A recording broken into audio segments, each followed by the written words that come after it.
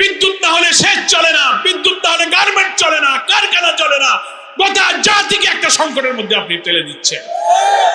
রামিসার মতো শিশুর নিষ্পাপ খুন নিষ্ঠুর ভাবে হলো, চাঁদাবাজি হচ্ছে, লুটপাট হচ্ছে।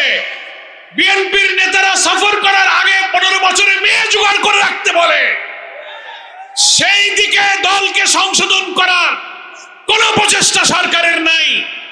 দুর্নীতি বিদ্যুৎ ক্ষেত্রে ঠেকালেন না, ক্যাপাসিটি চার্জের নামে দলীয় লোকদের আগের থেকেই আপনি কুইক রেন্টাল পাওয়ার নানান বিদ্যুৎ কেন্দ্র বানিয়েছেন, বিদ্যুতের প্রোডাকশন নাই, চুক্তির কারণে আপনি তাদেরকে ক্যাপাসিটি চার্জ দিয়ে যাচ্ছেন।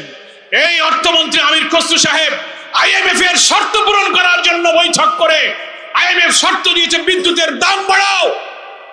বিশ্ব ব্যাংক আর আইএমএফ এর কাছে আমরা তো দাসখত দেইনি, আমরা তাদের গোলাম না। তাদের কথায় আপনি বিদ্যুতের মূল্য বৃদ্ধি করে জনগণের দুঃখ কষ্ট দুর্ভোগ আপনি আবার বাড়িয়ে দিয়েছেন। সেজন্য আমরা পরিষ্কার বলতে চাই, আজকের এই মিছিল পূর্ব সমাবেশে অবিলম্বে এই বর্ধিত মূল্য প্রত্যাহার করতে হবে।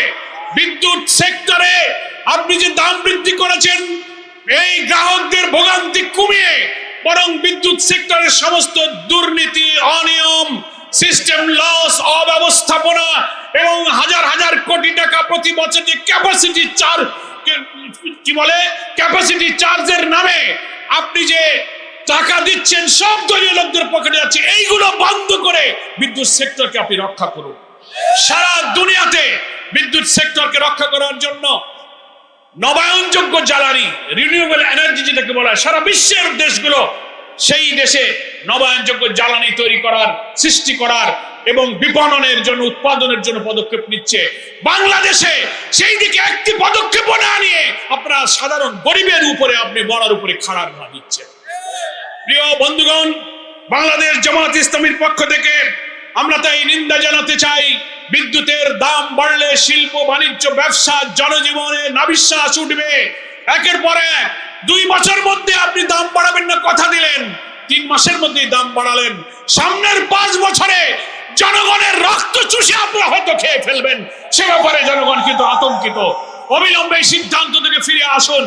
আসল কাজ করতে পারেন না, ব্যাংকের গ্রাহকরা যদি ব্যাংক রক্ষার জন্য আন্দোলন করে সেখানে আপনি গুলি চালাতে পারেন, রক্তাক্ত করতে পারেন, দুর্নীতিবাজ ঋণ খেলাপিকে আপনি চেয়ারম্যান নিয়োগ দিতে পারেন, জনগণের দুর্ভোগ কমানোর কোনো পদক্ষেপ নিতে পারেন না।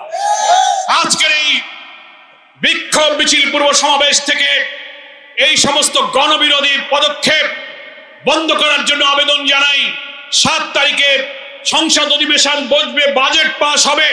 উচিত ছিল বিদ্যুতের মূল্য বৃদ্ধির কি প্রয়োজন, আইএমএফ এর সাথে চুক্তি করে আপনি কি শর্ত দিয়েছেন, অর্থমন্ত্রী পার্লামেন্টে জনগণের প্রতিনিধিদের সামনে এগুলো নিয়ে আলোচনা করা।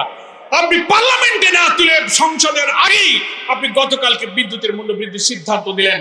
এটা জাতীয় সংসদকে, জনমতকে অস্বীকার করা, জনগণের প্রতিনিধিদের প্রতি অবজ্ঞা দেখিয়েছেন আপনি। যেমন আপনি জুলাই সনদকে মানেন না, গণভোটকে মানেন না, যেমনি আপনি ব্যাংক প্রতিষ্ঠার লক্ষ্যে